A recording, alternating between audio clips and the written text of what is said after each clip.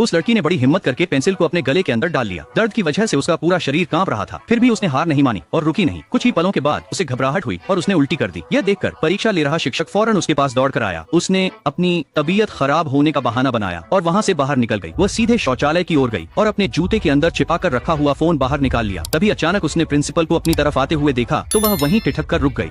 पकड़े जाने के डर से वह जल्दी से पास के एक कमरे में छिप गई। प्रिंसिपल के जाने के बाद लड़की जल्दी से ऊपर की मंजिल पर गई, लेकिन जल्द ही प्रिंसिपल को एहसास हुआ कि लड़की परीक्षा कक्ष से गायब है और उन्होंने पूरे स्कूल में उसकी तलाश शुरू कर दी। जब प्रिंसिपल ऊपर आए तो लड़की ने पिछले दरवाजे से खिसकने का मौका पा लिया। फिर उसने अपने जूते से फोन निकाला और वह कमजोर छात्र को परीक्षा के उत्तर भेजने ही वाली थी कि अचानक उसने प्रिंसिपल को अपना पीछा करते देखा। लड़की जल्दी से मेट्रो स्टेशन पहुंची और छात्र को उत्तर भेज दिए, लेकिन तभी प्रिंसिपल अचानक वहां पहुंच गए। घबरा कर लड़की ने अपने बाल खोल लिए, लेकिन इस हरकत ने फिर भी प्रिंसिपल का ध्यान खींच लिया। उन्होंने तुरंत उसका पीछा करना शुरू कर दिया। इस समय लड़की अभी भी छात्र को उत्तर भेज रही थी, हालांकि उसका ध्यान फोन पर था, इसलिए जब एक राहगीर उससे टकराया तो गलती से फोन उसके हाथ से गिर गया। तभी एक महिला ने उसे लात मारी। फोन उठाते ही देखा स्क्रीन टूट चुकी थी और फोन बंद था।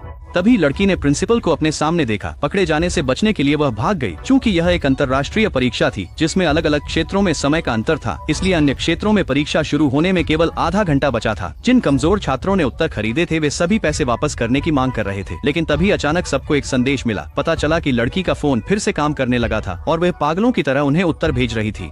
संदेश मिलने के बाद उसकी सहेली ने जल्दी से उत्तरों का प्रिंट निकाल लिया, लेकिन इस समय लड़की खतरे में थी। वह मेट्रो में चढ़ने ही वाली थी कि अचानक दरवाजे बंद हो गए। लड़की हताशा में चिल्लाई, लेकिन मेट्रो फिर भी चली गई।